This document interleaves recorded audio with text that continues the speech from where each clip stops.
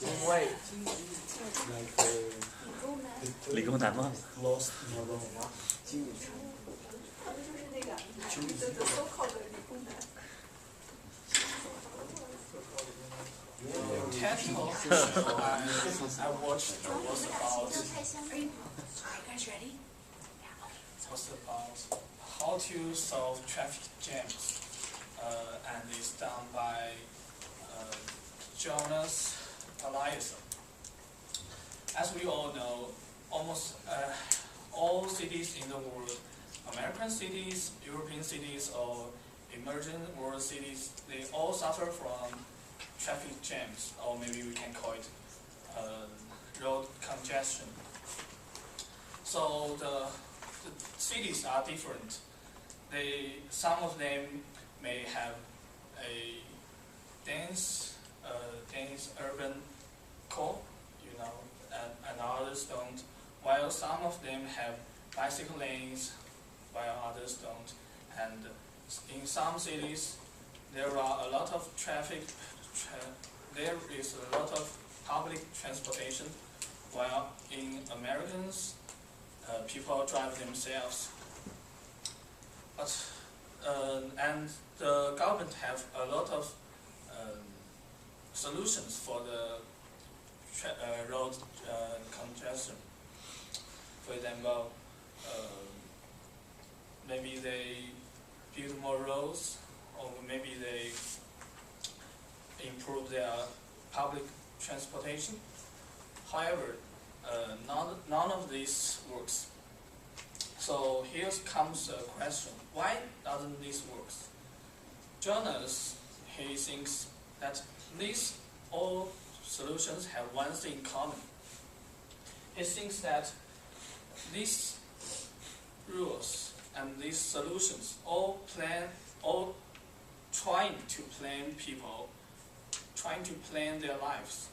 For example, they try to encourage someone to use public transportation, or trying to have someone go out at a certain time. But this doesn't work. As we all know, in a complex system, as complex as social systems, planning is not a working method. We know that planned economy, it didn't work, and I think it will work in the future. While planning is not work, but the things will organize itself, as we all know, market economy. No one, people are spontaneously become procedures and customers. There is no one who asks someone to be consumers, or not ask someone to be producers. So, Jonas' suggestion is that we should maybe create the incentives and guide someone to do something. For example, in his hometown, Stockholm, the government charges the drivers for 1 or 2 euros in the rush hour, and soon the traffic get down 20%. There is a 20% decrease. So the traffic jam is highly improved, because there is the relationship between the traffic jams and the maybe congestion and the number of cars is just like this. Once it comes to a threshold, the congestion becomes very serious. So if this is 100% of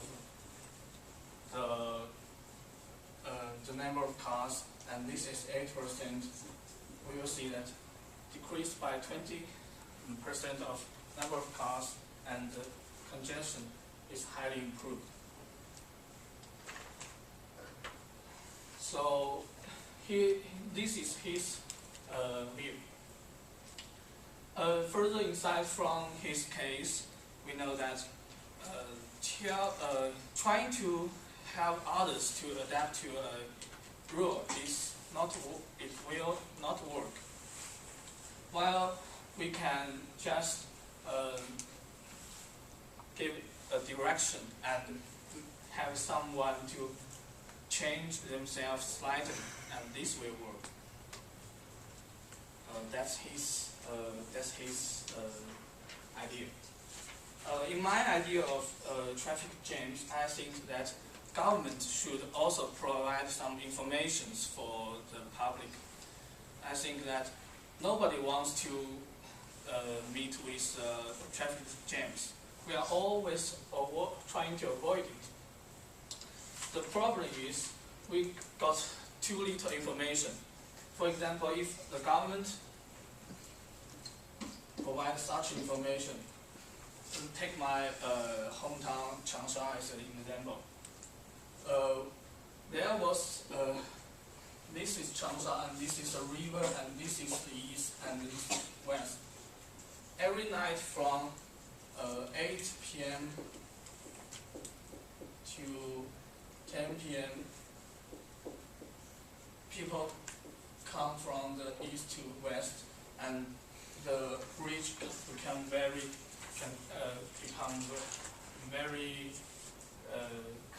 congestion. So the people, but later the things have improved, just because there is a radio program and telling people about the road conditions, tell people that there is a traffic jams, and more drivers notice that during this time there is a traffic jam, so they avoid to use this bridge at this time. Maybe the time and congestion curve is like this is 8 or this is 10, maybe it's like this before. But later, since we get more information and we schedule our journey better, so it becomes like this. So the traffic congestion is much better. So I think maybe in order to solve traffic congestions, maybe we should have some combo of the solutions. Maybe we can give some directions, or maybe we should, at the same time, we should give some information about the traffic and other things. Thank you.